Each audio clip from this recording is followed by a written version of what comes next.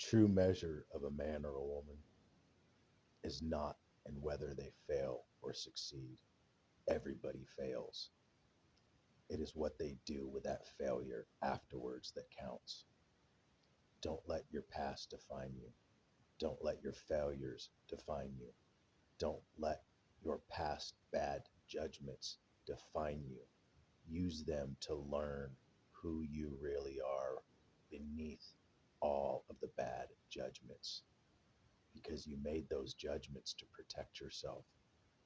If we cognize truly that we do not need protection anymore, it is safe to be loved and held and seen as we are,